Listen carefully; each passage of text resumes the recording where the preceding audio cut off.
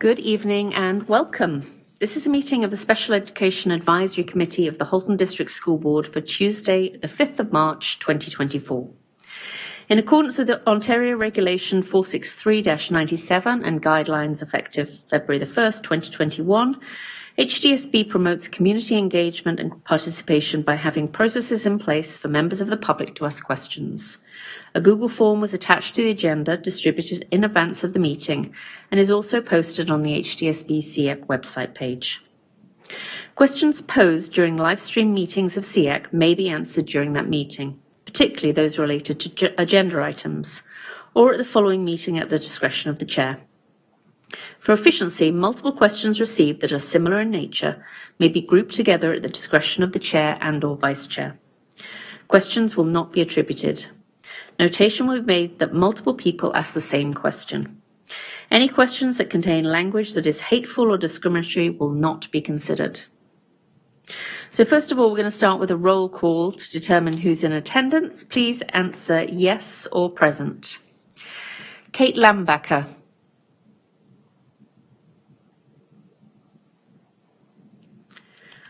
Sarika Kanethi. Amanda Winch. Present. Jennifer Laguerre. Present. Alison Brindle, I'm present. Diane Vandenbosch. Nadina Torek. Present. Angel Zuzik. Evelyn Bursey. Present. Melissa Dockery.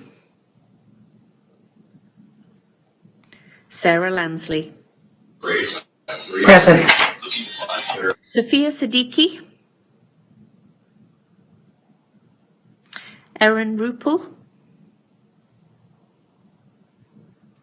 Erin Sproul. Present. Sorry, I couldn't be there with you in person tonight. That's okay. Kaiser Klassen. Present. Katie Schleifer. Present. Naveed Ahmed.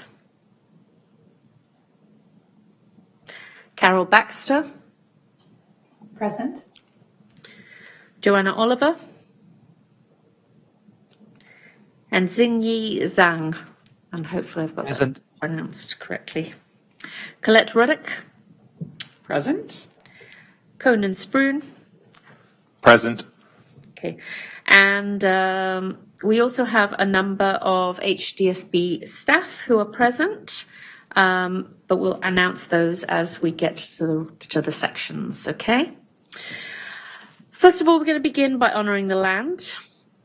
Halton, as we know it today, is rich in history and modern traditions of many First Nations and the Métis. From the Anishinaabe to the Attawandaran, the Haudenosaunee and the Métis, these lands surrounding the Great Lakes are steeped in Indigenous history. As we gather today on these treaty lands, we have the responsibility to honour and respect the four directions, land, waters, plants, animals, ancestors that walk before us, and all the wonderful elements of creation that exist. We would like to acknowledge and thank the Mississaugas of the Credit First Nation for sharing their traditional territory with us. So as our first step, we're going to approve the agenda for tonight's meeting. Are there any modifications or amendments that need to be made to the agenda?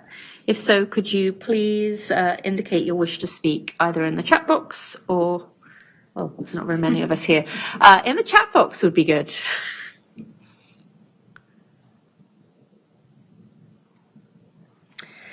Okay, none being seen. Would somebody like to approve a motion to move to motion to approve the agenda? So we've got Amanda Winch, and anybody to second? I will. So that's Katie Schleifer. And does anybody have any opposition to the agenda as it now stands? Please, if so, please indicate that your opposition. None being seen, the agenda is approved unanimously. Next is the approval of our February the 6th, 2024 meeting minutes. Are there any errors or omissions?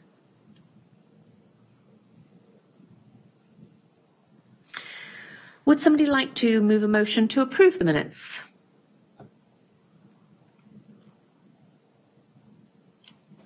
Aaron Sproul will. Okay, thank you, Erin.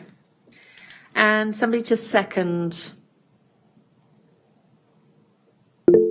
Jennifer Laguerre. Okay, Jennifer, thank you. Is there any opposition to the minutes as recorded? If so, please could you indicate that now?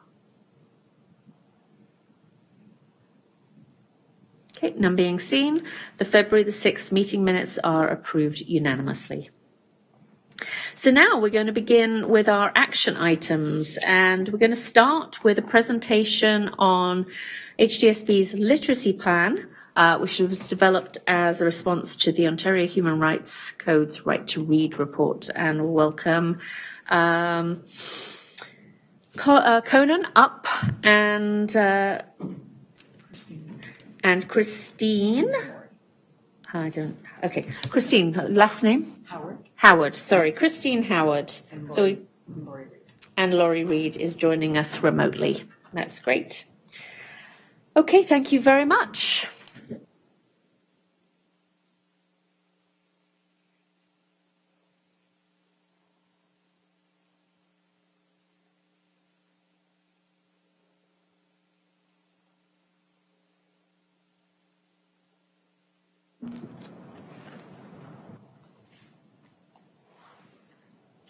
Okay, good evening, everyone. Can we hear me okay?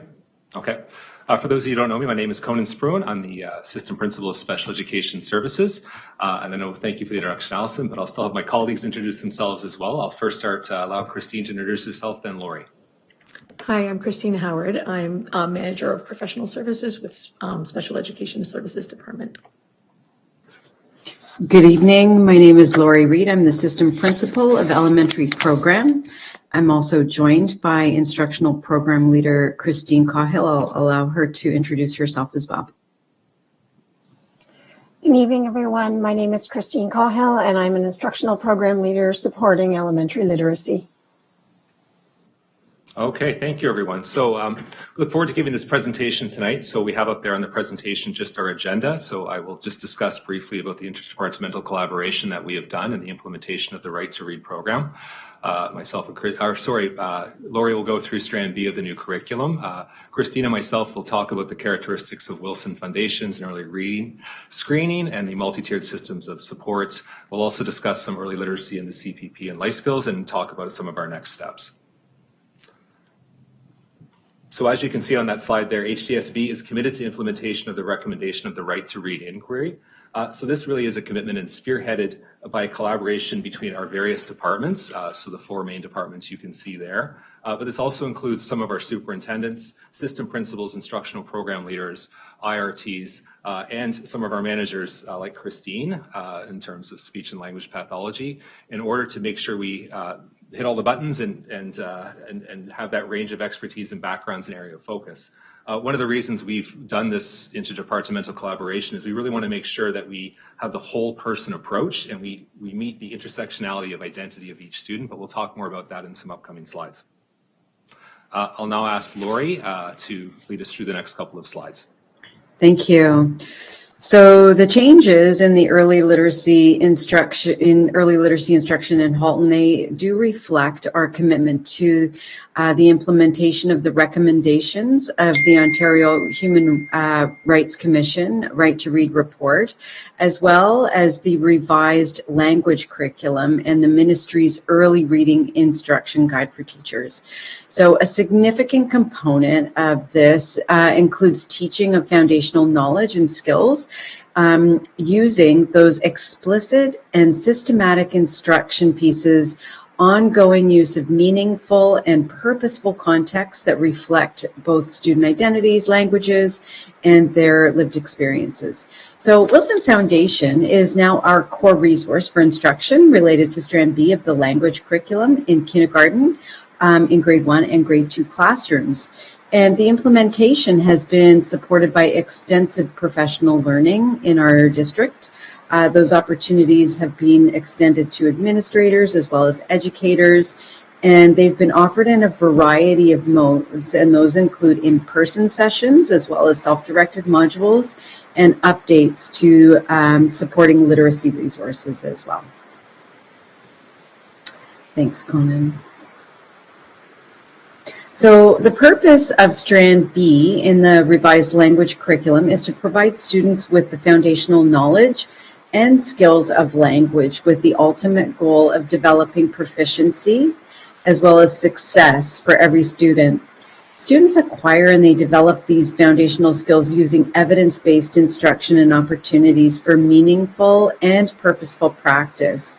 So the visual that you're looking at now has been drawn from the ministry's Effective Early Reading Instruction Guide, and it highlights the importance of oral language, of word reading fluency, and reading comprehension as integral and integrated components of reading development. And these skills also support the development of writing and of spelling. Currently, the students in kindergarten, so those that are in year 2 of kindergarten, and those in grade 1 and grade 2 are screened using the Halton District School Board Early Reading Screener. So this early reading screener consists of 2 parts. There's part A, which is the Halton District School Board Phonological Awareness Screener, and that screens students in the area of phonological as well as phonemic awareness.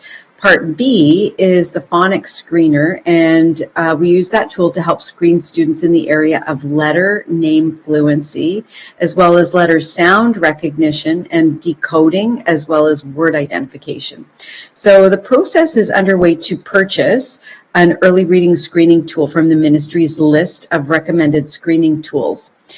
We've been reviewing those tools, and this tool will be used starting in September 2024. It'll be used to screen students who are in year 2 of kindergarten, as well as grade 1 and grade 2. And this is in alignment with the requirement of the policy program memorandum, which is number 168. And it requires all school boards to screen all students in those grades, so SK year 2 and then grade 1 and 2, for early reading using a ministry approved evidence-based screening tool. So students are required to be screened 2 times per year. However, for students who have met the benchmarks in the first screening, the second screening would be considered optional. So using the data from the early reading screening in conjunction with classroom-based assessments can really help support teachers in providing targeted, evidence-based reading instruction to all students to prevent or to quickly address any reading difficulties.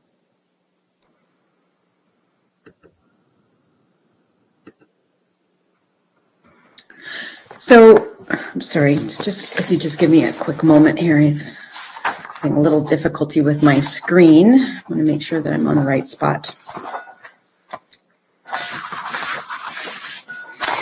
Wilson Foundations was selected as the core resource as the program supports both systematic and explicit instruction in the foundational reading and the writing skills of print concepts, of phonemic awareness, phonics, fluency, vocabulary, and word study, and can be complemented by the use of decodable texts as well.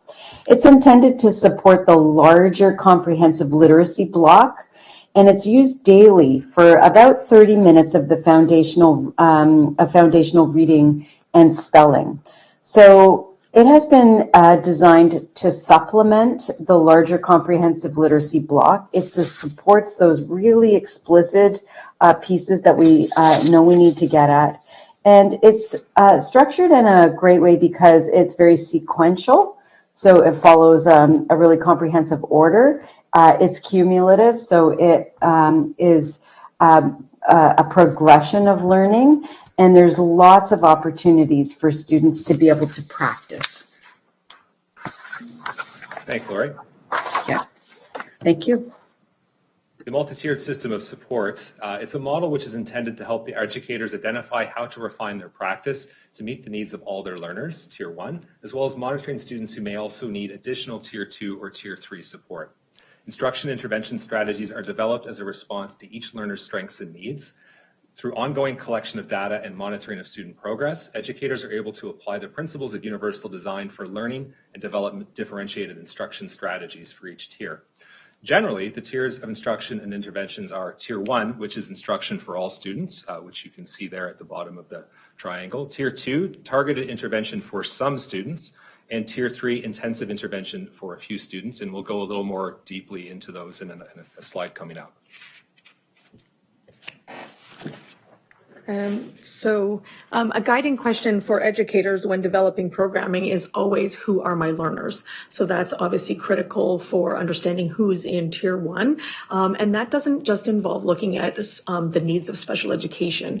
So when we look at who is in Tier 1, we want to make sure that, again, we're taking that whole student approach, and we're looking to make sure that we're supporting those students in the intersectionality of their identities in that Tier 1. So we're making sure we're implementing good practice. We're involving as many people from within the system as we need to support those.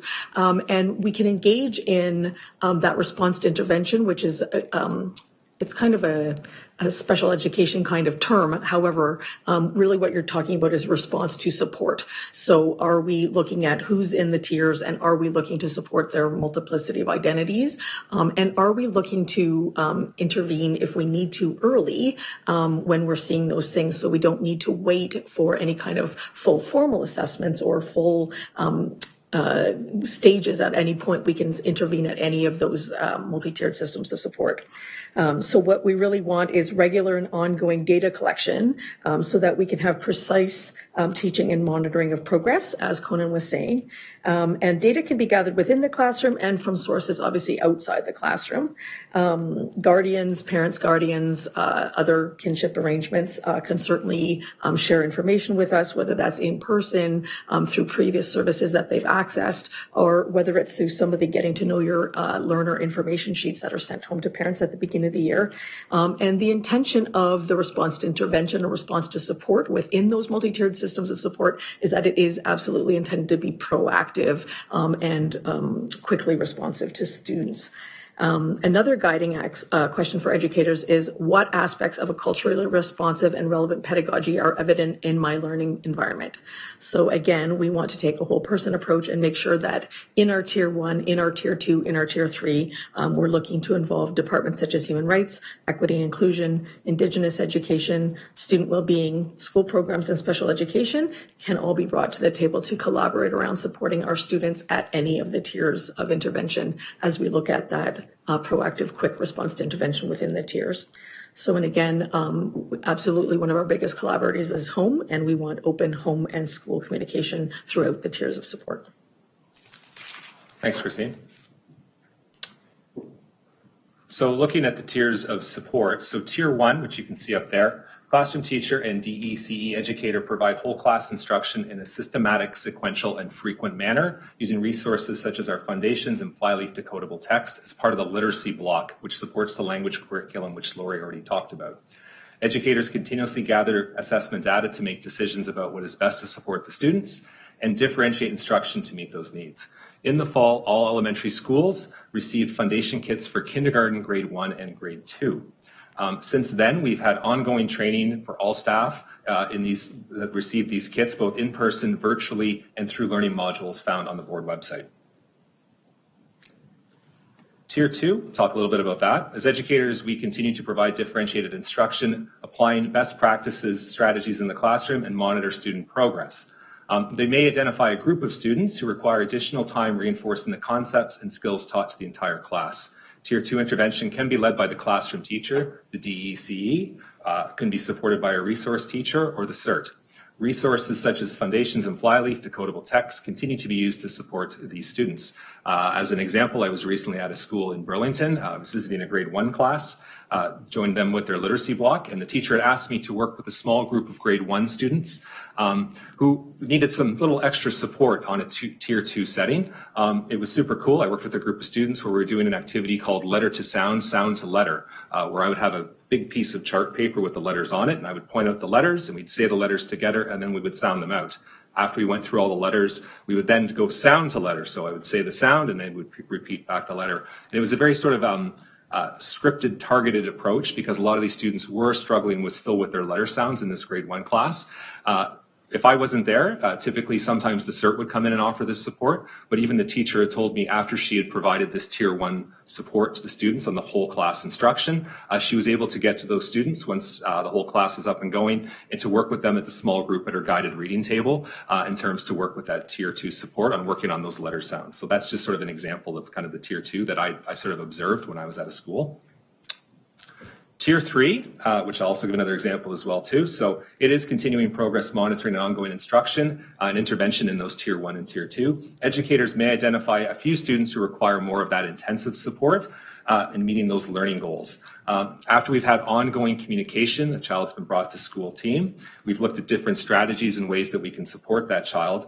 We may determine that we still need to invite parents and members of the Halton District School Board's professional committee to our school resource team, and we might determine next steps to support that student or students who require that tier 3 support. And as an example, someone from Christine's team might be involved in terms of like speech and language path, just as an example of the type of assessment we would do. An example of a tier 3, again, I was at a different Burlington school, but I was working in a grade 3 class, and there was a student who did need some tier 3 support. And what would happen is the CERT would work with that student every single day. The day that I was there, I went in myself and I said, can I try doing this? And so we went in and the student was actually working on consonant blends. And that was still much of a struggle for that student in grade 3 as an example, S and P, SPA, as putting together, and that student was really struggling understanding that. So that tier 3 support, that intensive one-to-one instruction with that child was really helping move him forward. They were already seeing gains within a number of 2 or 3 weeks in terms of having those consonant blends.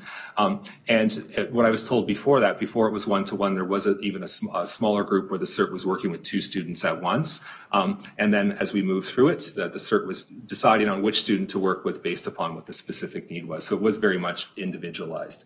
And then the last one we have here is the tip of tier 3, so self-contained placements and program. Once a student has gone through tier 1, tier 2, and then we're up to tier 3, we do look at the self-contained placement and program options for some of our students. Okay.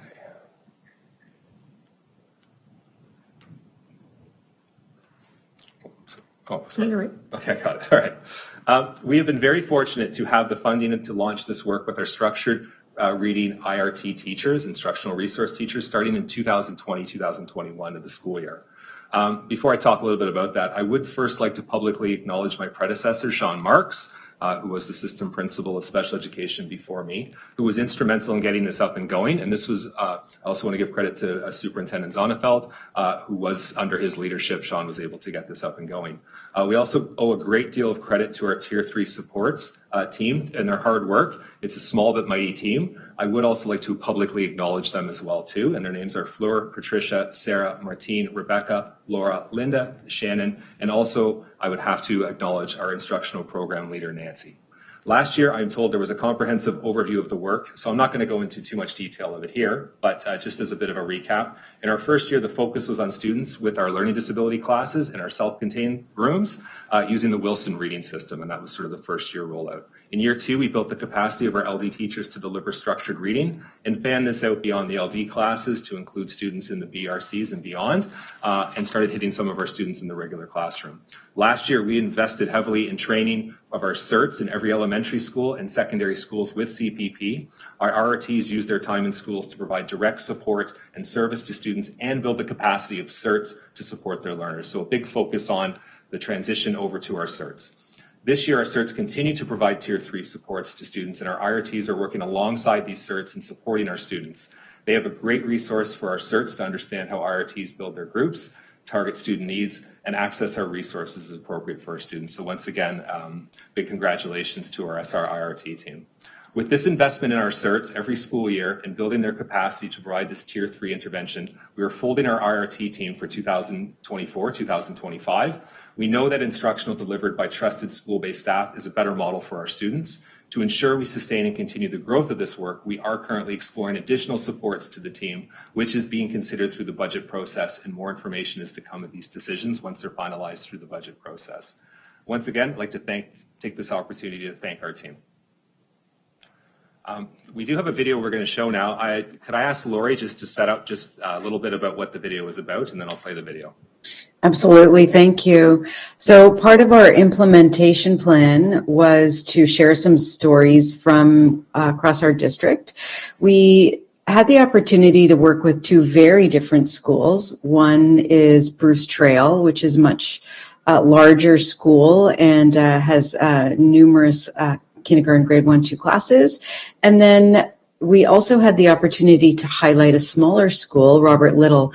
And the conversation was, it was a very successful and it was a very productive one that we were able to engage in during our family of schools meetings, as we were able to connect principals with stories of implementation and success, to talk about how students were receiving the opportunity to be part of the resource implementation and how teachers had worked collaboratively and professionally with their administrators and with all of the stakeholders in order to be really proactively implementing the work that we were supporting through program department and special education services.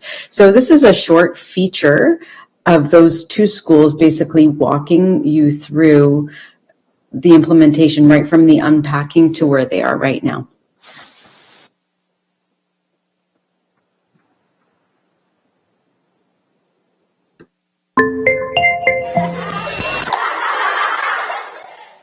At Robert Little, our Foundations journey has been simple yet very successful. To date, all of our K-2 classes have implemented the program in their classrooms and are finding it to be a beneficial component of their literacy program. Our journey started with the arrival of the resource, followed by several days of Melissa and I reviewing them carefully. We unpacked the box and, full disclosure, there's a lot of material to pour over. After asking the best way to support our staff, we were advised to jump straight in, so we did. What's our first letter we have here? What's this one? I. That's an I. Itch. It. Can we find something on your sheet that starts with the I sound? We provided some staff with time to explore the resource. We collaborated to determine the best way to package the items in a way that would be the most conducive to sharing. Our K team, consisting of 3 classes, decided to divide the tools as they would be using small group instruction for the portion that required the whiteboards. As they have continued to grow more accustomed to the program, our staff have adjusted, even making a slideshow of the day's activities to allow for easier sharing of materials. In terms of leadership actions, I believe our staff felt supported and open to trying the program as we asked them to play with, experiment, and see how it goes. We've continued to check in, asking how everything is proceeding, and requesting a list of what additional resources they need to be successful. By starting with the staff most eager to dive in, the result has been that their leadership and success with the program has inspired others to start using Wilson Foundations to the point where we're now getting 100% participation. Our best piece of advice for implementing Wilson Foundations is to jump in. If you can carve out time, let staff explore the materials and give them permission to make it their own. Leverage your leaders and check in to see how you can help, and we are confident that will set you on the best path to implementing Wilson Foundations. It's amazing to see the success Robert Little Public School has experienced so far. At Bruce Trail Public School, we're at the beginning of implementing Wilson Foundations in our classrooms. Classrooms have been fitted with the learning materials, and teachers have worked together to establish routines for sharing them, not only with grade level partners, but also educators from other grade levels, as well as BT support staff. After the kits arrived from the board, we introduced the materials to interested staff members at an unboxing celebration, when all of the materials were examined and items counted. For those in attendance, the number of items, the size of the manual, considering how many more kits would be needed to adequately support 20 classes at Bruce Trail, admittedly felt daunting. But we were ready for this. The Literacy Leadership Team made an open call to staff to join what would become known as the Foundation Solution Team. It was this team that determined what materials would be needed by watching Wilson Academy videos and taking an inventory of substitute materials that were already available for use in each classroom. As new orders arrived, the team sought volunteers to house the kits and establish appropriate sharing schedules. In order to support the implementation of foundations beyond the ordering and organization of materials, school administrators and I, along with the literacy leadership team, recognized that we were going to have to be as responsive and supportive as possible in order to address some of the barriers teachers were identifying. For example, the focus of literacy monitoring PD pivoted sharply in order to allow teachers time to explore the materials in grade teams. The best advice that staff received was to just go ahead and try. We would suggest that administrators encourage creativity and be creative in how time is allotted for teachers to be supported in their learning or how to make up for suggested but not yet purchased items. Above all, we would encourage administrators to continue to ask hard questions with compassion and also grace. Why this learning? Why this child? And why now? You got this. Good luck.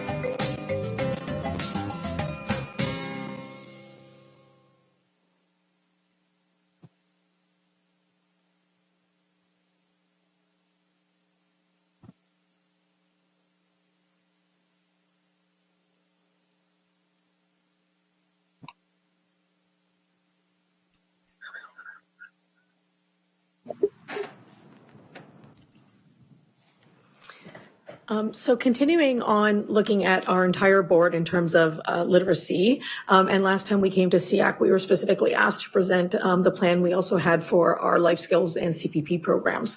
And we wanted to make sure that we had done really good research and really looked broadly at the profiles of students in the CPP, making sure that we have evidence to support how these students learn to read and how this will be supported via program resources and training.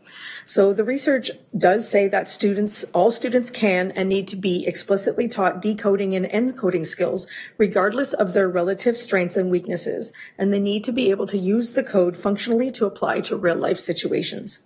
We did a very comprehensive journal research and a book study, as well as we looked at the availability and the quality of resources and programs that are available, which also had the components of literacy instruction based from the research and the book study that we conducted. We wanted to be sure, above all, that we had a climate of high expectation that supports all students in reaching their full potential. This was one of the books that we looked at, Comprehensive Literacy for All, as part of the book study. And then, so we also took a look at the current state of affairs in our life skills and CPP classes. And currently in our life skills and CPP classes, a variety of approaches and materials are being used to support the literacy skills of our students. However, with the change across the system to a structured reading and a science of reading approach, we want to make sure there is also alignment in life skills and CPP programs, both in the knowledge and in resources being used. As part of the life skills networking sessions over the past 2 years, we've been providing some training for our life skills educators around topics such as how to create a structured literacy program and how to integrate individualized reading programming in the classroom. This past November, CPP educators received a session which asked them to reflect on their own experiences and training in receiving and delivering literacy education, as well as broadly outlining the science of reading and the components of a structured reading approach. They had the opportunity to participate in a carousel of topics related to literacy, including an overview of the concepts and research from the book Comprehensive Literacy for All and how it applies to the CPP classroom for literacy instruction, and also how AT can support the development of literacy skills and participation through various software and hardware. Copies of the Comprehensive Literacy for All book were purchased and distributed to all CPP teachers, and we have a plan to do the same for life skills teachers. There is also future PD planned at networking sessions for CP, life skills, and CPP educators to expand on the previous learning and introduce purchase program resources for these classes. We did consider Wilson as an existing resource within our board, but it isn't really suitable for a variety of reasons as the main literacy instruction resource for the life skills and CPP programs. Readtopia, Readtopia Go, and the ongoing use of Flyleaf are Tier 1 resources which are being purchased for CPP, Life Skills, and CP, which will be rolled out next school year after the procurement process is completed. Readtopia, so this is an overview of Readtopia and Readtopia Go. So both Readtopia and Readtopia Go, built by Building Wings, as you can see on the bottom, are science of reading based, and both include a broad scope and sequence, a very detailed scope and sequence actually. So Readtopia Go is a comprehensive early literacy curriculum for emergent learners in pre-K through grade 2, designed to help students on the road to literacy. So in the Comprehensive Literacy for All book, it does divide learners into emergent learners versus conventional learners, with the intention of moving students from emergent learners into the conventional reading path. And so all students can become conventional readers and writers. Readtopia is a comprehensive reading curriculum for upper elementary, middle, high school, and secondary transition students, designed to help students on the road to literacy. It includes connections to math and numeracy as well. So Readtopia and Readtopia Go are designed specifically for students who fit the life skills learner profile, and it assumes a respectful, age-appropriate, grade-appropriate, high expectation stance for students around reading and writing. It assumes that we need to have students see themselves as readers and writers with contributions to make. The materials are intentionally designed to meet the needs of the learners. The thematic instructional materials, teaching tutorials, custom videos, and leveled books are time-saving for educators and elevate instructional practice.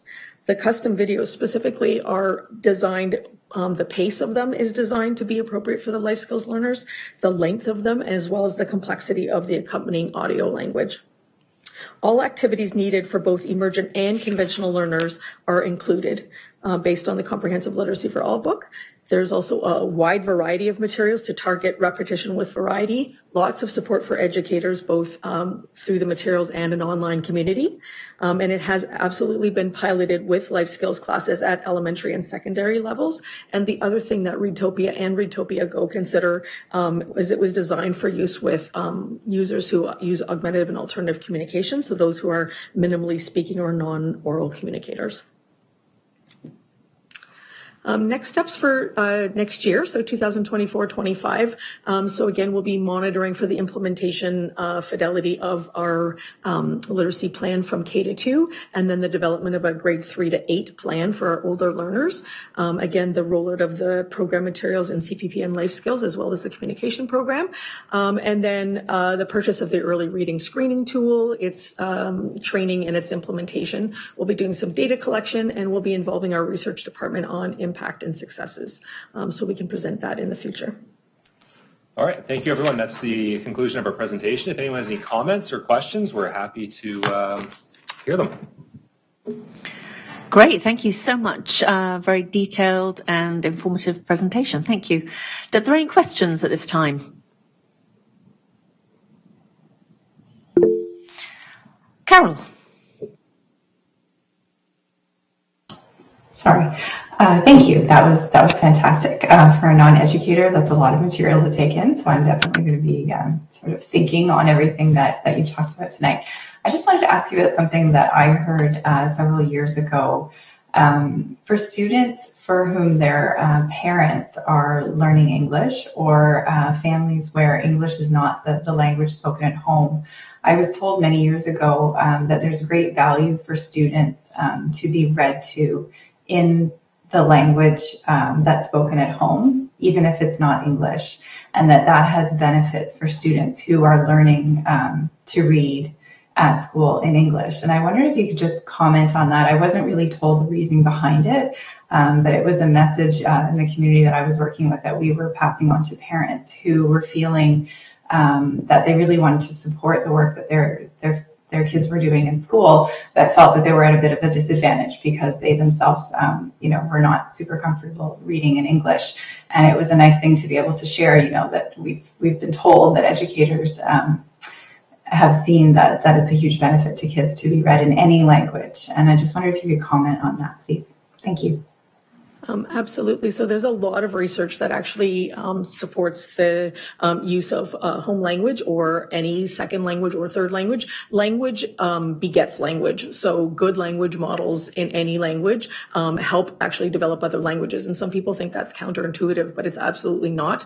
What we want students to continue to do, and what parents can provide when they're speaking the language of the home, or the language that they feel most comfortable or that they've had the most development of skills in, they're able to provide those rich language models, right? Whether it's that more advanced vocabulary, the more complex language structures, and absolutely that comes across in the oral language, but certainly in literacy, kids are introduced to much more advanced vocabulary that doesn't come up in oral conversation. The content is able to be given to them that way as well as those, again, more complex language structures. So again, even for our learning disability, like our students who have learning disabilities or those like divergent learners, we always encourage parents to continue to read to those children to continue to develop their vocabulary and their complex language structures. So it's absolutely the same for students of a second language. And in fact, we actually encourage parents who don't speak the dominant language to continue to speak their language, because those languages are more at risk of disappearing in those students if they don't continue to speak their home languages. So there's absolutely strong research and evidence to support the use of one language to support another language. Thank you so much.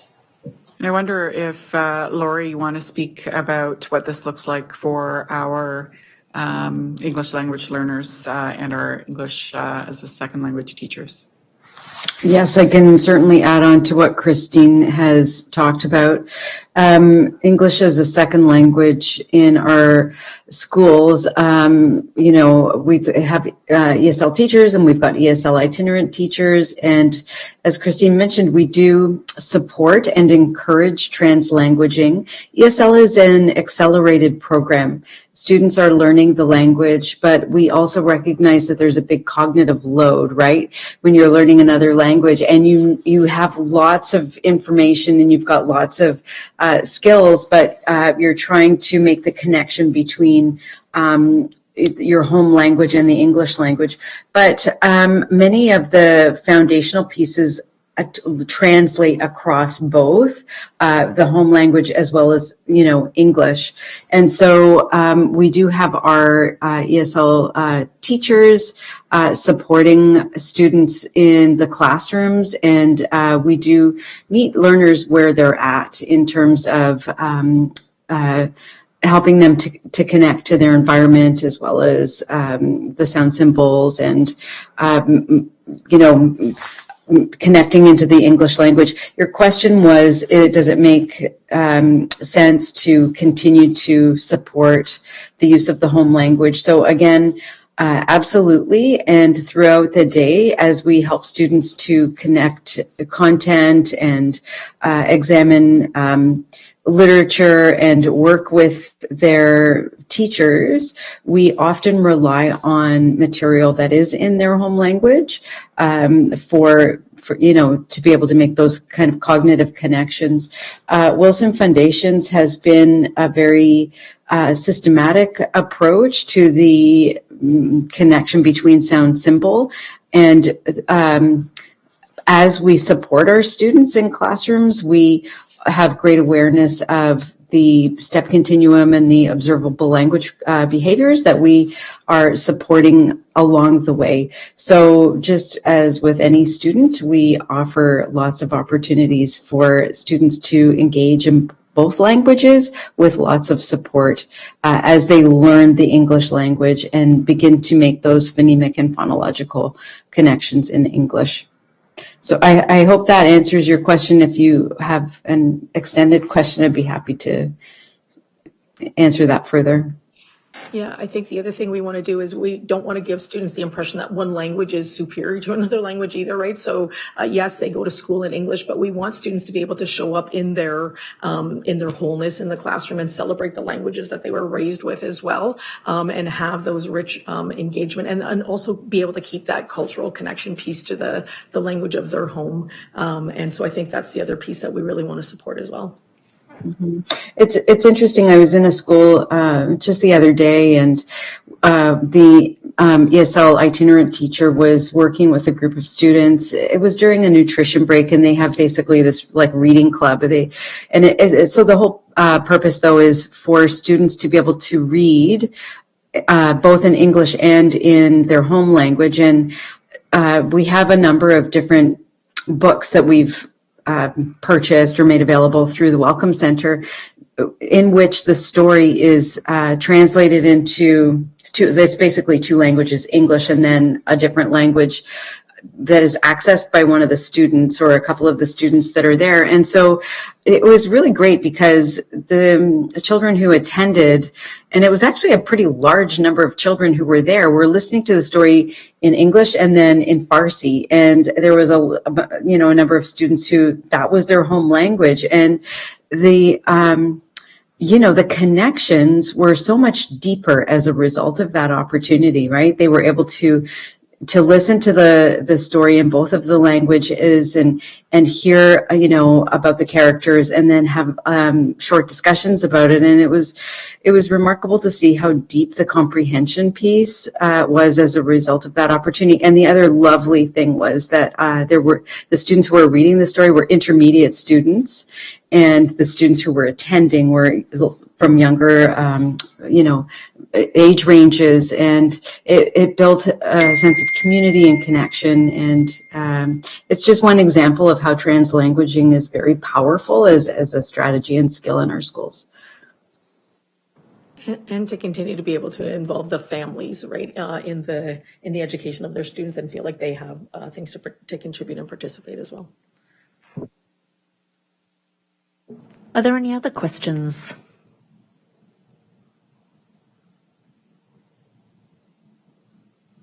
No. Well, I'd like to thank everybody for the presentation.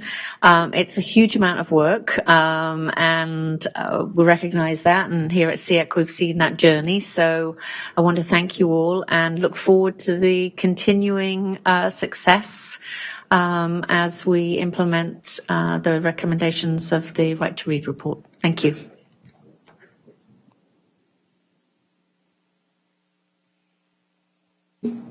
Okay, so now we're going to move on to a presentation from Autism Ontario, who are going to give us an explanation about the work that they undertake in our community.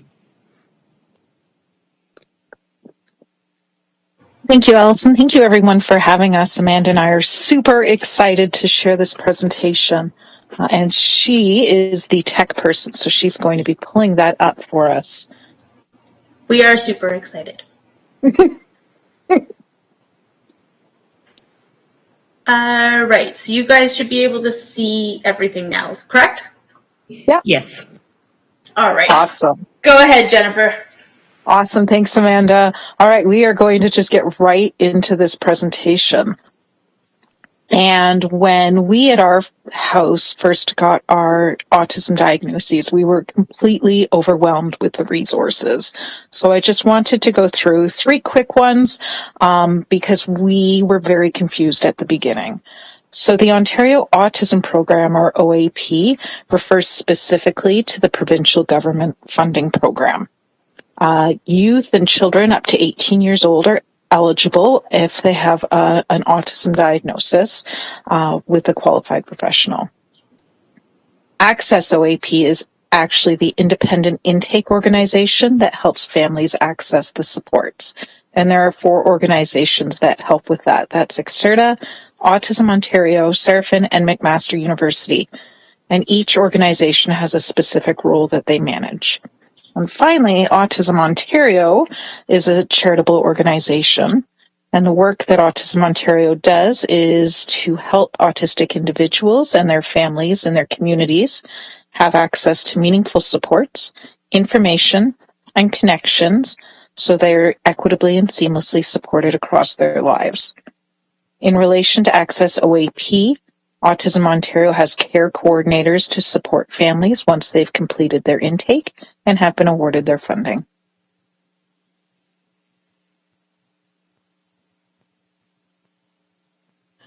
You're up, Sorry, Amanda. trying to find the mute button. Oh, now it's okay. There we go. So you're good. To go off of what Jennifer said, quite often after receiving a diagnosis, the next question is, who do we contact? So this is a screenshot of the OAP website that shows who you can contact for the different types of questions. As a general rule, you can start with the central resource team, and if you have any questions about funding availability when it comes to autism, they can share information on what's available, tell you how to apply, confirm whether an application has been submitted, and so on. If you don't know where to start, this is the best place to contact, as they will help direct you. We'll spend the rest of the presentation exploring the services and supports that Autism Ontario offers. And there's going to be a lot of links that are on the presentation that have been submitted to the SEAC team, so you guys will have access to all of the links after. All right. Autism Ontario is a charitable organization founded in 1973. We have a history of 50 years supporting, representing, and advocating for all autistic individuals across the province. We also provide information on autism, support autism research, and implement programs and services for the autism community to address issues that affect Ontarians with autism, their families, and their caregivers. We have a board of directors with 12 diverse members, including people on the spectrum, parents, caregivers, siblings of autistic people, and professionals. We are Ontario's #1 source of information and referral on autism, and one of the largest collective voices representing the autism community. Our mission is to create a supportive and inclusive Ontario for those with autism. We have 4 core values that guide our work, which we call our CARE values: collaboration, accountability, respect, and evidence-informed.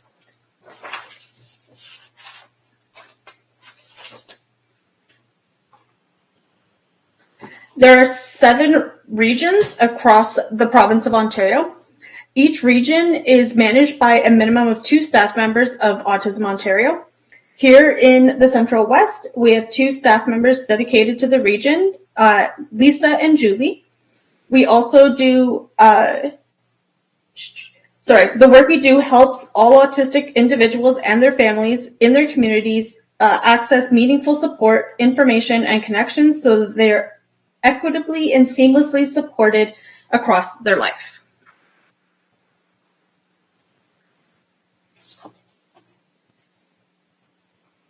Jennifer, you're up. Can I get the next page, please, and thank you? It is. I put it up. No, the next one. This is the next one. Oh. We totally practiced. These are photos from our events. These are photos from events in our region that we've had. So some of the recent events that have taken place in the Central West region in January and February. There's a Dave and Buster's Play Day, movie morning in Orangeville. There were a whole bunch of virtual cooking programs and music programs. And there's also a robotics team for teens in Bramptons. We serve children, youth, and adults who are waiting to be diagnosed. And you can access our services even if you don't have a full diagnosis. Newly diagnosed children, teens, and adults, and those who are far along in their journey. We also serve families, caregivers, and siblings.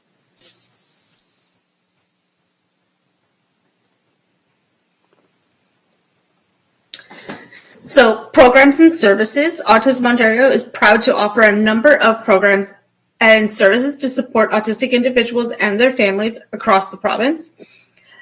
We offer, Autism Ontario is committed to providing French language services, as well as a number of other languages, including American Sign Language. Learning resources, these include webinars. Some recent ones are exploring autism, understanding challenging behaviors, special interests, and empowering autistic parents. We provide fact sheets, articles, perspectives, and stories from other people on the spectrum and their caregivers, and offer positive advocacy resources. including in 38 school boards across Ontario. And we have 5 position statements related to education. Our effective election advocacy resource package assists individuals and their families with strategies to engage with key decision makers.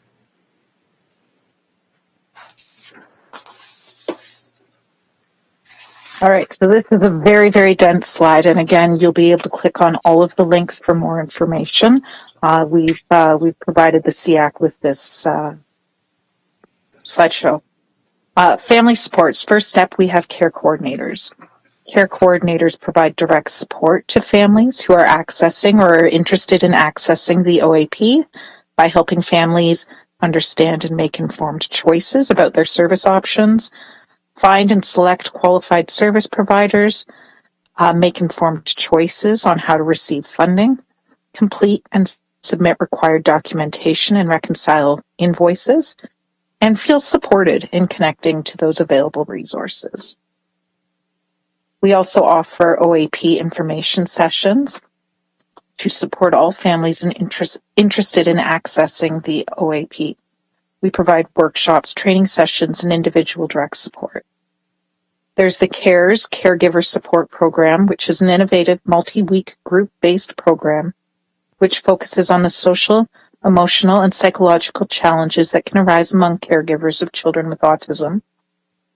There's a variety of support groups, including groups for siblings, rad dads, and awesome moms. And we have social learning opportunities to provide supports and opportunities such as social skills groups, recreational activities, health and fitness, community outreach, and specific specialized programs such as school transition programs or sibling support groups. Autism Ontario also provides resources like Planning for the Future, so information on government funding for adults, including applying to the ODSP or DSO and passport funding, applying for the disability tax credit or registered disability savings plans, resources for the transition to adulthood, including funding, consent and legal issues, post-secondary options, community connections and employments. We also provide school supports, including our advocacy toolkit, back-to-school resources, services, and processes. And finally, funding. Last month at our SEAC, we talked about the March Break funding, which was a random draw for up to 350 children up to their 18th birthday towards the cost of a March Break camper program or for a support worker. And there's also a random draw for summer funding, and the one-to-one summer support worker reimbursement fund is available to all Ontario families of children or youth with autism to retain the services of a one-to-one worker or send their child to a camp or program either virtually or in person. And the summer funding is up to $600 per child or youth. So for adult services, people connect with adult services at Autism Ontario seeking answers to questions about transitioning to adulthood, post-secondary education, accessing a diagnosis assessment, funding, mental health, and more. Late autism diagnoses are becoming more commonplace as greater amounts of information is known about autism. Autism Ontario does not provide a diagnosis. However, we can provide resources to assist in their search. We provide housing resources, career connections, adult programs, and service. Oh, sorry, my kid's alarm is going off.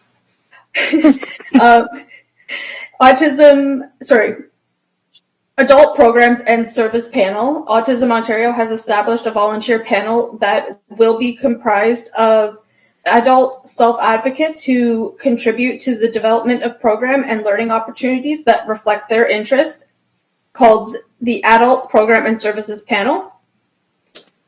Autism Ontario also has an updated adult event and programs within the community for individuals to access.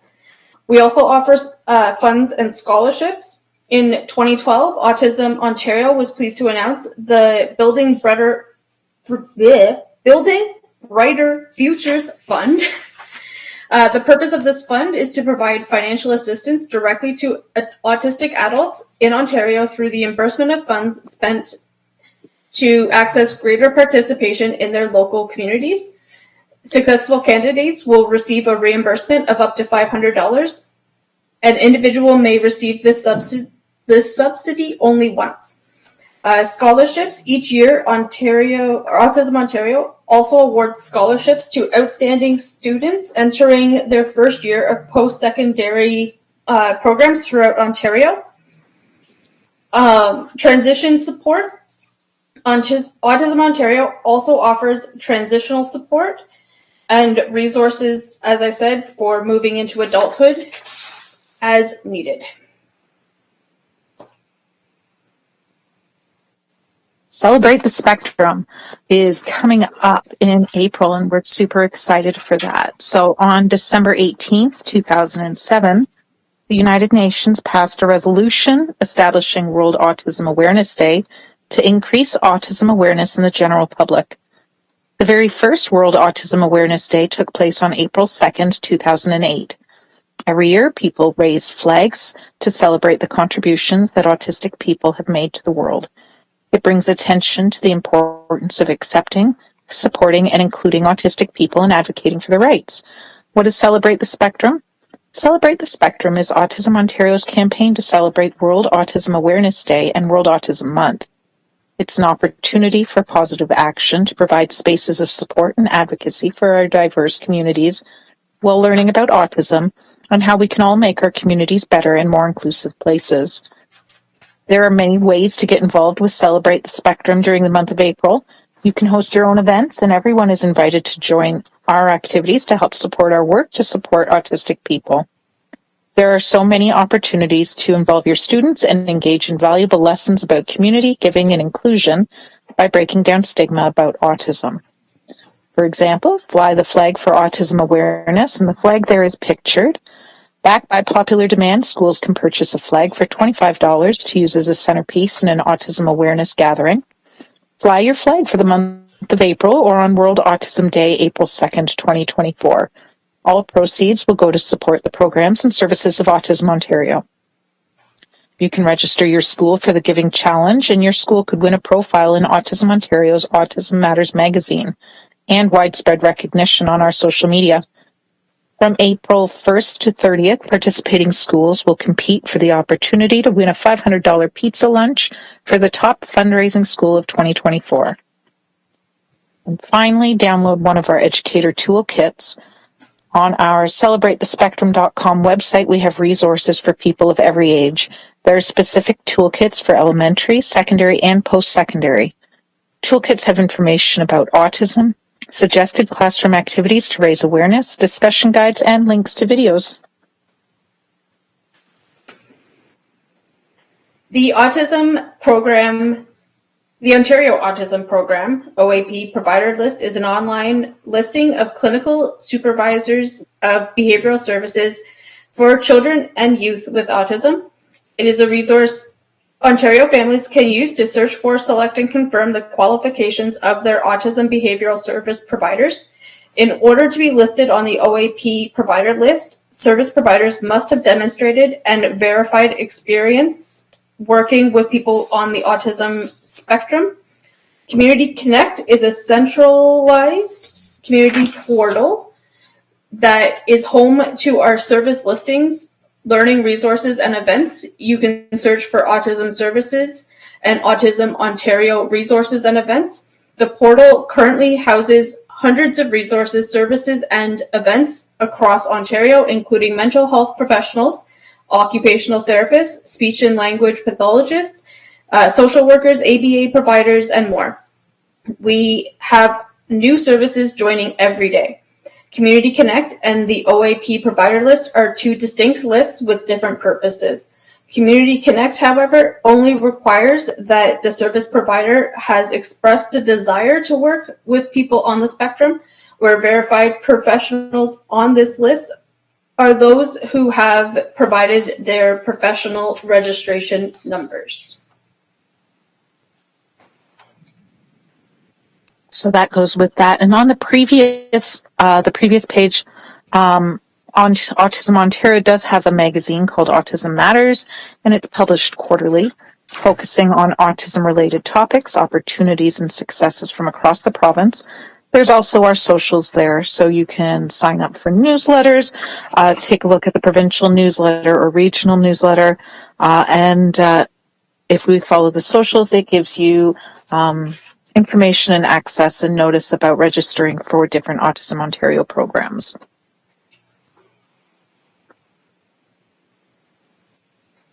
Yeah. So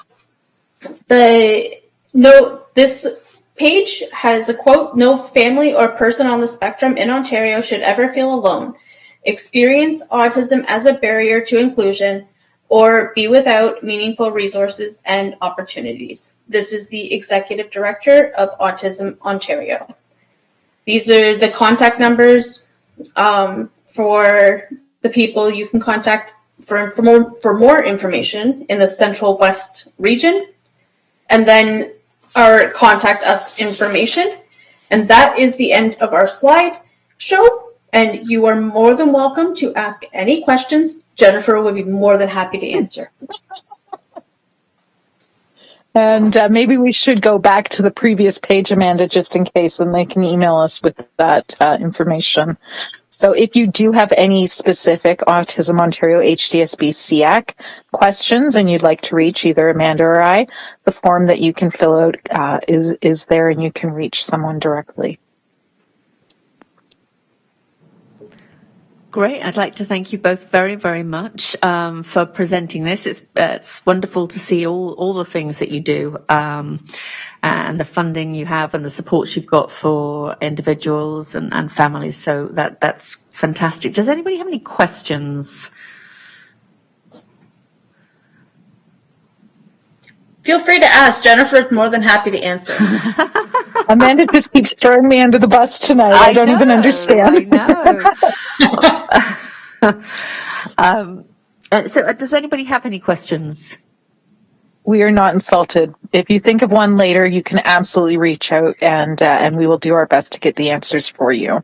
Yes, I think I may be reaching out to you separately to get some more information. I think you've got a lot of very valuable information that I think CDL would appreciate learning a little bit more about. So I'll do that separately. Fantastic. Awesome. Thank you. Okay.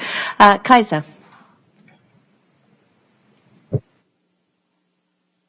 Thank you so much. That was super valuable. Oh, let me fix my microphone. Thank you. That was really, really valuable. I would love to hear a little bit more. You spoke about the school supports, and as far as sort of professional development opportunities for educators and schools, is that something that that Autism Ontario is involved in and does? That is the perfect example of a question, Kesha, that I do not have the specific answer to, but I can absolutely get that answer for you and get it back to you. Okay, super. Thank you so much. No worries. Yep. Any other questions? If not, we're going to let Jennifer off the hook, and Amanda, we're going to bring you to the front and start. No, I'm joking. Thank you. I'd like to thank I mean, really, I can answer the questions if you really want to ask me, but I want to thank you both for presenting. It's wonderful to hear about the work you do. So thank you, and we'll move on to our next item.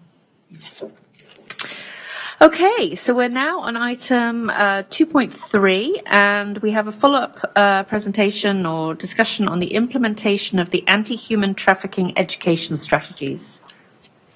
Hi, yes, everybody.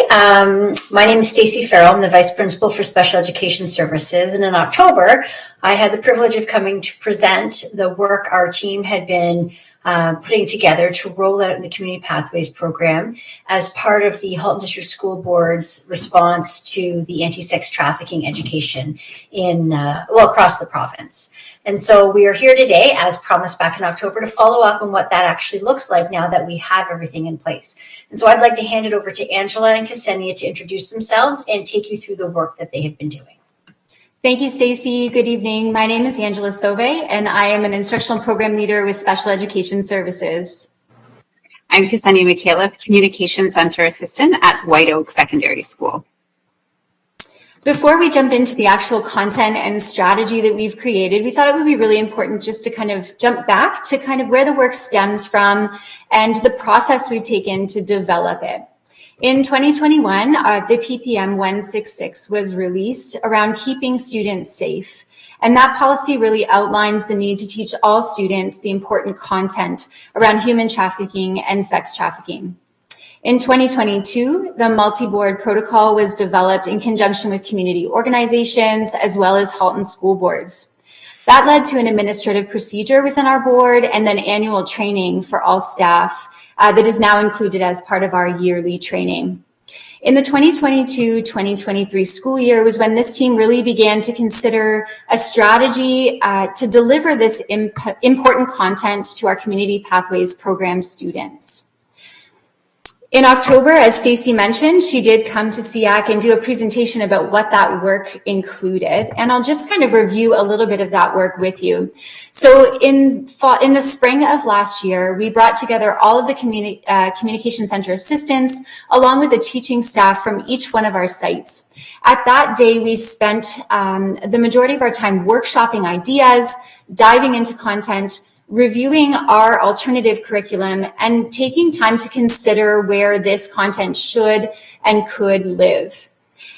We really wanted to ensure that there was accountability and that we operationalized it well. So this year, Ksenia and I have spent a considerable amount of time determining the how. What would this look like as we rolled this out to schools? What content was appropriate, and kind of collating all of that. And then when was it most appropriate to bring that into our schools? So along the way, our communication center assistants have been brought into co-creating this material and making sure that it is responsive to the learners we are supporting. So I began working with the region of Halton's Family and Community Behavior Services team in 2022. So this was after there was an identified need to address the overall topics related to anti-sex trafficking for the CPP. CPP students are one of the most vulnerable populations in our board, and this is really what propelled my ongoing and continued work with this team. So the team consists of a group of behavior therapists who typically work with families, children, and youth to address concerns that might contribute to challenging behaviors and assist with skill development in the area of communication, play, self-help, and social skills. So historically in CPP, we have been accessing this team services to provide an in-school education program titled Relationships in the Teen and Me. And we continue to work with this community partner to provide this program in our HDSV schools. And it was through ongoing consultations with the team where I was able to gain valuable insight on how we can best address the needs of our neurodiverse students in CPP when delivering the required content for PPM 166. Over the summer, I led a writing project, and in addition to consulting with this team, I worked with CPP teachers, CCAs, and IPLs to seek their input, gather and sort through resources, and collaborate on how the ASD content would best be absorbed by our students in a safe and developmentally appropriate way.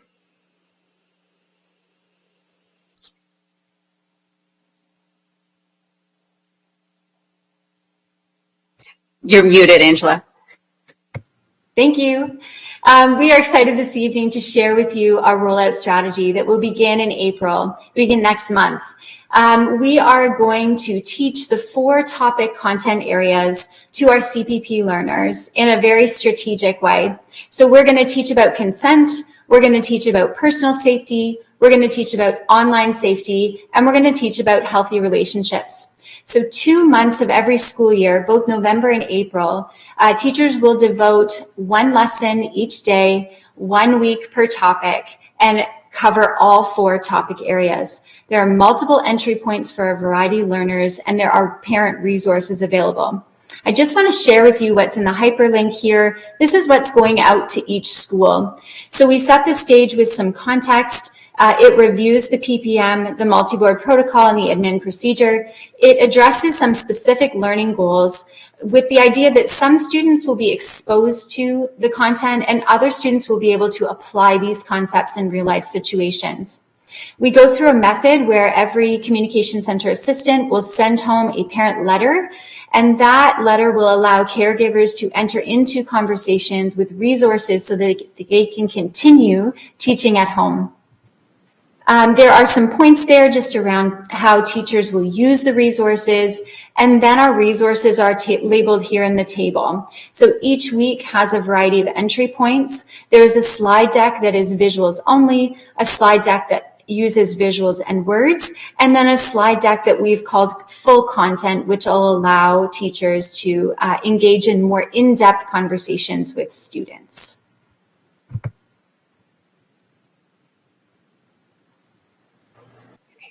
So each resource was developed using the same structure, where we have an explanation in the form of a social story, along with videos and book resources for teachers to choose from.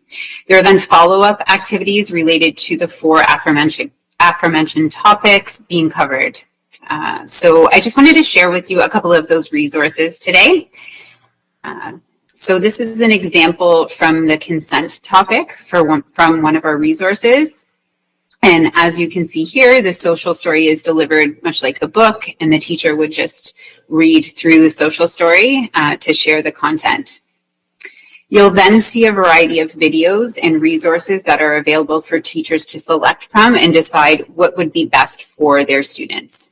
So teachers always have the option to choose what's appropriate for their students from the leveled resource database, because we know that not all students are going to fit perfectly into one area, so you might want to share multiple things at each lesson. And then at the end of each slide deck, there are a variety of activities that teachers can choose to choose from multiple entry points. And then I also wanted to share with you another example from the online safety topic. So the story reviews basic and straightforward concepts about how to stay safe online. It covers things like not sharing personal information, staying away from chat rooms, identifying safe people, and how to respond if they ever do feel unsafe when online. I think that's really important is, what did they teaching those skills to know when something just doesn't feel right, who to go to, and then, just kind of shutting things down and following up. Again, you'll see the video and resources there, and then some related activities, which again are leveled.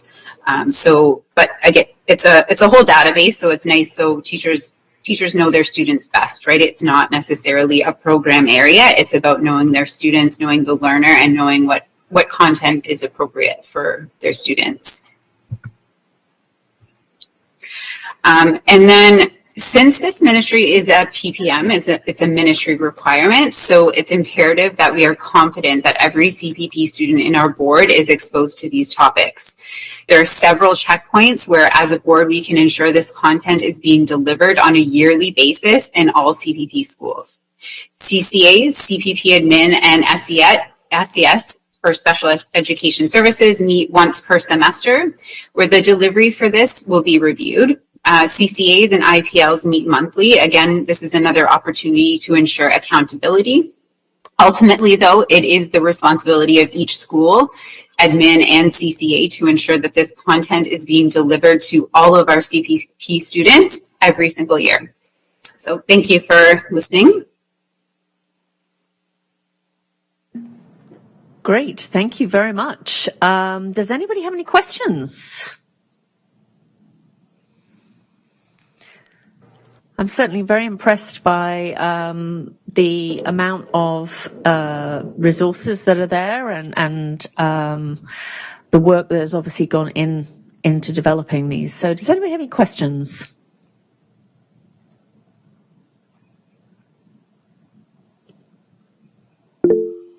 Carol. Just a quick comment. Thank you so much. It's incredible the amount of work that you've done since we first heard about the initiative. I'm just wondering, have you had conversations with staff in other boards to learn, how they're approaching this? Do you have the impression that we're sort of ahead on this kind of initiative, or are other boards kind of looking at doing the same thing? I know sometimes HDSB is ahead of the curve on things, and I'm just wondering if this is another example of that. Thank you. I kind of feel biased in the sense where I feel our whole program is really, I feel like, ahead of other boards in a lot of ways, always. So, I mean, there was no real consultation with other boards. We were using our community partners that was working in our schools, right?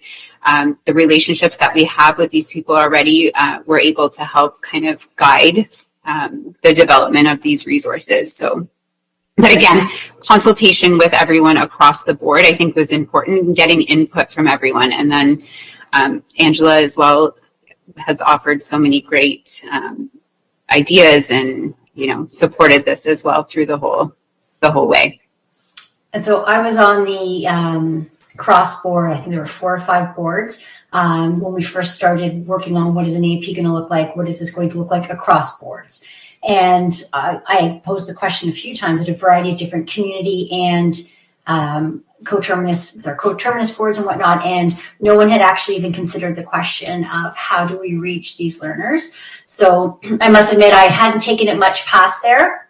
We just jumped into doing the work. So that is something we can actually look into as well, because it'd be great to know and just share resources and talk about problems of practice and successes. Thank you. Thank you so much. I mean, we're obviously lucky to have the team that we have, so very appreciative. Yep, that's wonderful. So thank you again. And I guess we will move on to our next item if there's no other questions. So our final action item today is just a quick discussion and update on the budget process. I'll hand over to Colette. Thank you. So just a brief update. The survey that went out to staff, students, and the community has now closed. And the feedback that was gathered through that survey is now being reviewed and considered in the decision making that is ahead of us. We are waiting on the ministry to release the GSN, and it's anticipated that it will be released sometime in April, hopefully early April. And then once we have that information, then we will finalize our decisions around some efficiencies. We, as I mentioned last month, that some decisions would need to be made a little earlier based on our staffing timelines. And so we have looked at resizing some of our classes in special education, as well as some of our elementary and secondary classes. We have taken a look at the viability of some classes and programs and have closed classes or programs where they're not viable. And we spoke about the behavior resource class as an example. And we also looked at our gifted program in Halton Hills, which was very under enrolled, as another example. We're also revisioning the delivery of service, and so less around a budget, but really just how do we meet the needs of our learners, particularly those learners in the regular classroom and in their home schools. And so we are looking at, as Conan mentioned, we've dismantled, or we will be dismantling by the end of this year, the structured reading itinerant teachers and revisioning the delivery of that service. And we also shared with you the revisioning of how we support behavior students. So in the absence of a behavior resource class, we've got a whole plan in terms of delivering that service. So there's some decisions that are being rolled out as we head into staffing in the balance of this week, in fact. And then others we're waiting on further detail in the GSN, as that's going to really drive some final decisions. So the next time this will come to SEAC is when the budget presentation that will be done by Roxana again. Assuming all goes to plan, that will be in May, but we know that has come late in June one year when the GSN was released, quite late, but we're going to be optimistic and say it's going to be May. And at the same time, the special education plan, the updated plan will come that will reflect some of those changes that we've been talking about and thinking about through this process. I'm happy to take any comments or questions. Are there any questions?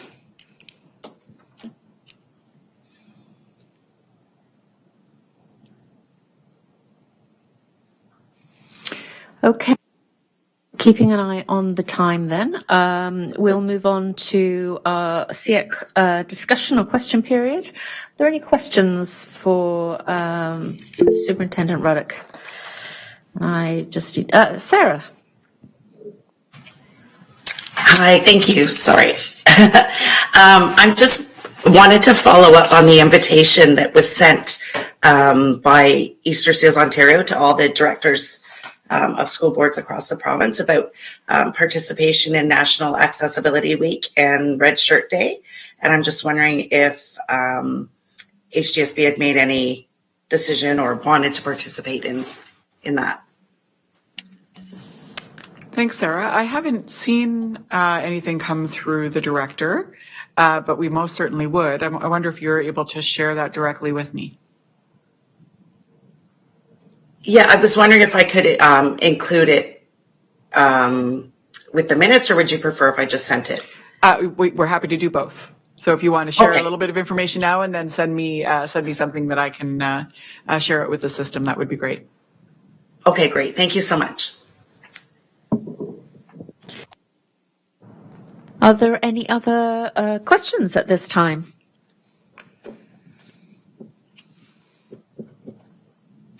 No, okay. So now at item 4.0, communications to SEAC, and we'll start with superintendent's report. Nice, short and sweet report tonight. Conan's going to give a little bit of an update around some of the work that has been underway this year with ASSDP, which is After School Skills Development Program. It's a special fund that comes from the ministry for supporting students with autism outside of school hours. And some great stuff has been happening this year. So Conan.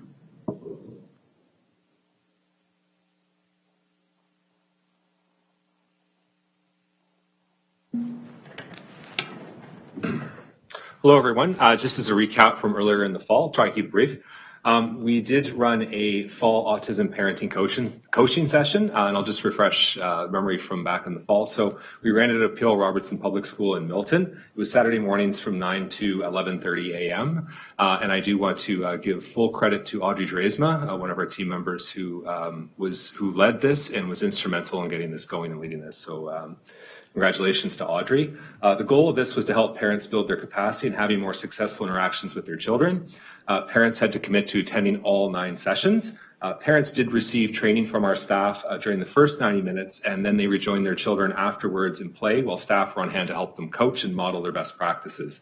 The feedback was extremely positive from the parents, and it was such a success that we are going to run it again starting in March. And there's one picture that you see there of the kids playing. And then there's an example of just some of the work that the parents are doing with some of our team and with Audrey and helping with some of that parent coaching. Scroll down here. So, we're beginning March 23rd again. So far, we have 19 children registered with their parents and caregivers, and that will be run out of Alexander's Public School in Burlington. What Audrey has also taken on with her team is we have done some cooking classes that ran through January and February. That happened at Longo's Loft in the Burloak location in Burlington. This was led by a chef and her assistant. So there was 15 students enrolled total, grades 7 through 12. Parents and caregivers attended as well. This happened in the evenings. There was 4 sessions that happened from 5:30 to 7:30 p.m.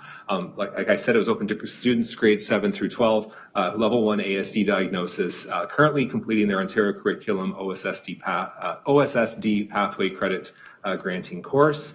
So the staff was there present. It was, again, exceptionally positive feedback, and we are looking at running this again later in the fall at a different location. Another piece, which is another photo there. You can see them there. Another thing we also did too through Audrey, again, we ran art classes. That happened in February. So there was 12 teenagers registered for that, again, with their parents. Same sort of scenario, open to grade 7 to 12 students. And the goal, again, was to develop social interactions and leisure activity with HDSP staff, help them guide, interact with others, and it was just a very fun, positive experience. That happened on Sunday afternoons, and we're hoping to run something similar again and to continue to keep the positive energy going. Thanks very much. Well, I'd just like to say how wonderful they look. They just look like amazing programs. So thank you so much for that. Anybody else got any comments or questions on that?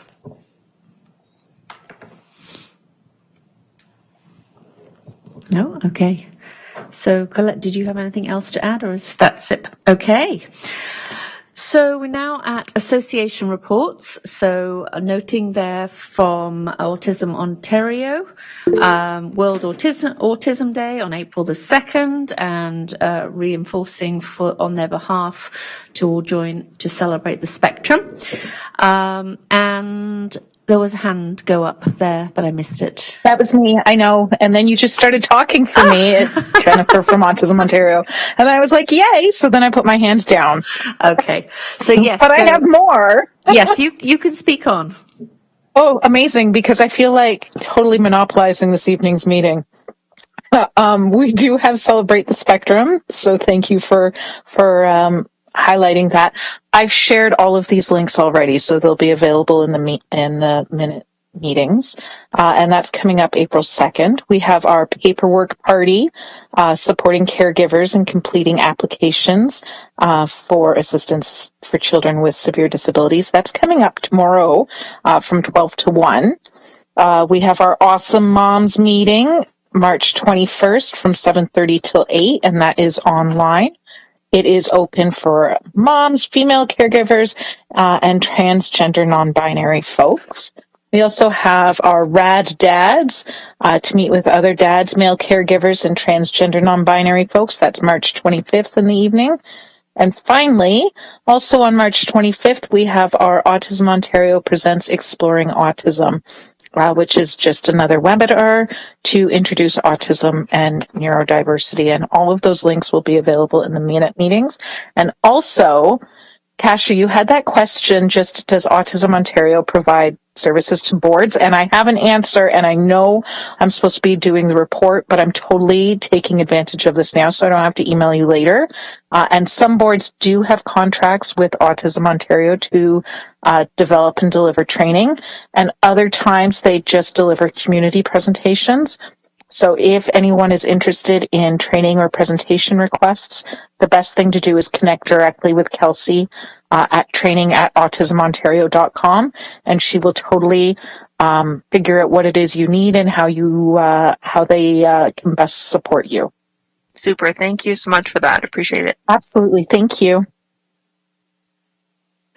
So are there any other reports from organizations? So Sarah. Sorry, thank you. Me again. So March is, I just wanted to share that March is Easter Seals Month. And so there's a number of events going on in recognition of this. So the first is, so basically, you've probably seen it in your mailboxes, but it's the annual campaign with the mailers, stories of children with physical disabilities and requesting funds. And then there's big fundraising stuff going on, like March 15th is the Maple Leaf Skate for Easter Seals Kids, where through fundraising you can skate with Toronto Maple Leafs. There's the Paper Egg campaign that runs from March 17th to April 7th. And I think they're going to start sharing photos of children with physical disabilities, kind of moving away from the reference to Christianity. Sorry about the crying in the background.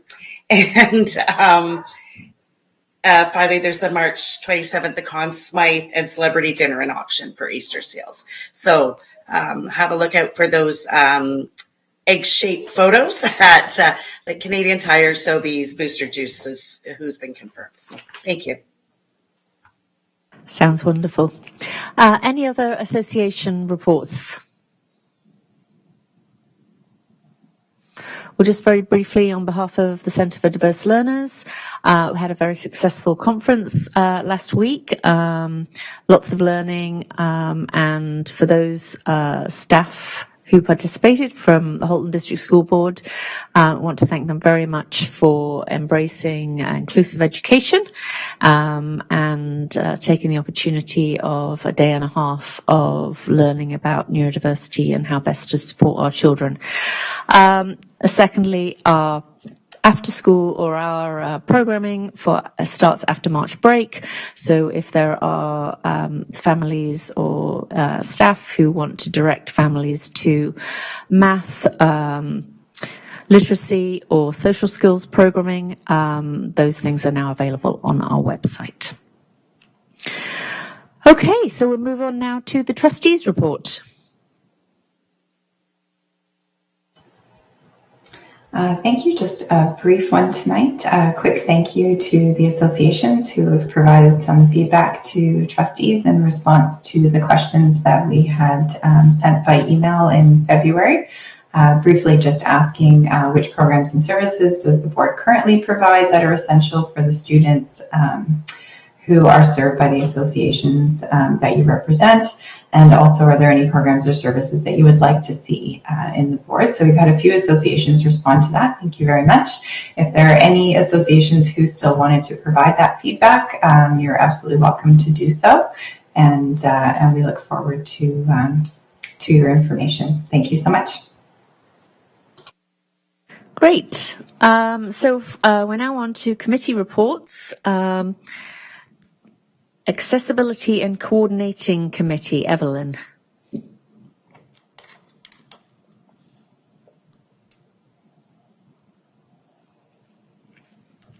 No, okay. And I'm not sure that Kate Lambucker is here. So if not, we will leave an update on that Mental Health and Wellbeing Strategy Steering Advisory Committee for next time. So we're now at item 5.0, our next agenda or order paper. Again, making it clear that if there are any agenda items that people want to include, please let us know.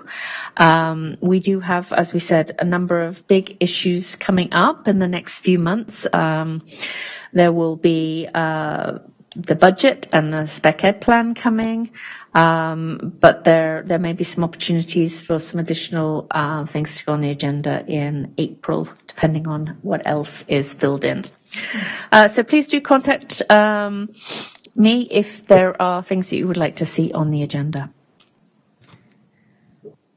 And if I could just add, we do really love it when there's an association presentation each month. So if there is an association that would love the opportunity to share your work in April, May, or June, by all means, please reach out to myself or Laura or Allison, and we'd be happy to schedule that in. Sounds great. So we are now, we've now completed our agenda, and it is now 8:40. So with the completion of our agenda, I will adjourn this meeting. Thank you.